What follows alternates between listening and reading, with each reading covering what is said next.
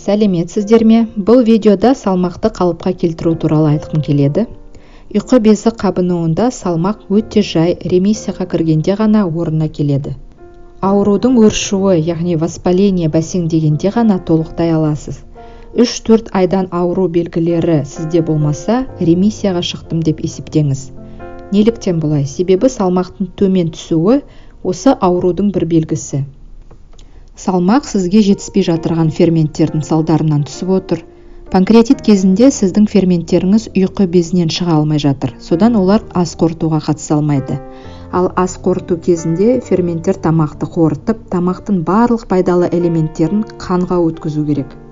Яғни панкреатит кезінде сіз тағамнан бөлінетін пайдалы заттарды ағзаңызға қорыта алмайсыз.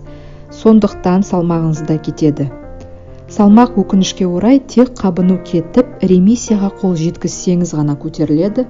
Сондықтан айта кетер кеңестерім тағы да бұл диетаны ұстану және қобалжымау. Бұл өте маңызды, себебі салмақ кетсе, адам стресске ұшырайды. Ал стресстің өзі аурудың жазылуына кедергі. Егер диета көп уақыт көмектеспей жатса, дәрілік көмек те керек болады. Дәрігер сізге ферменттер мен спазмолитиктер жазып береді. Өзімде осы ауруға дейін салмағым 50 килограмм болды, ауруға шалдыққанда 38 килограммға түсіп кетті. Қазір бір жылда 10 килограммдай қайта жинадым.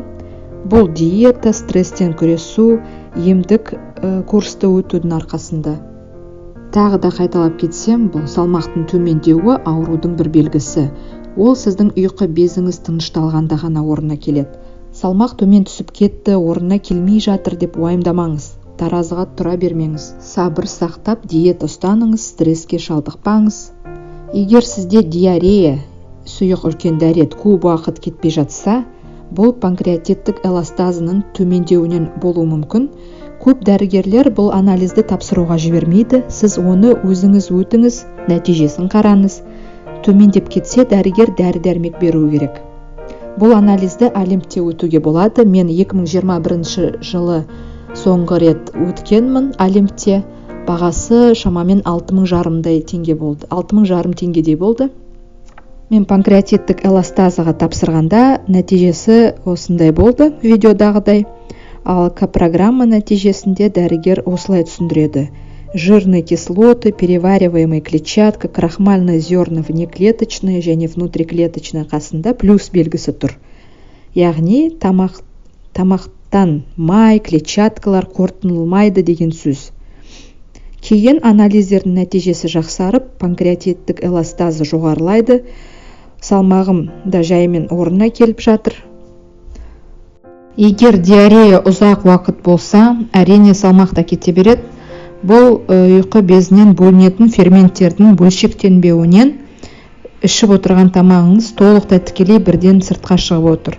Сондықтан бірден анализ тапсырып, дәрігерден ем алыңыз. Ол ферменттер жазып береді. Ферменттер химия емес, бұл сиыр не шошқаның ұйқы безінен алынатын зат. Ферменттер астың қорытылуына көмектеседі. Қорытындылай кетсек, панкреатит кезіндегі арықтау бұл аурудың міндетті белгісі. Ұйқы безіңіз ауырып жүргенде салмақтың көтерілуі екіталай. Сондықтан міндетті түрде диета ұстанып, сабыр сақтаңыз, стресстен арылыңыз, қажет болса дәрілік курсты өтіңіз. Содан соң жаймен ремиссияға жетіп, ауру шаншудан арылып, біртіндеп салмақ жинайсыз. Бүгінгі айтарым осы. Видеомды кішкене болса да пайдалы деп санасаңыз, лайк басып, каналыма жазылыңыз. Менен тағы видеолар болады алдағы уақытта. Бәрі жақсы болады, емделейік, уайымдамайық. Сау болыңыздар.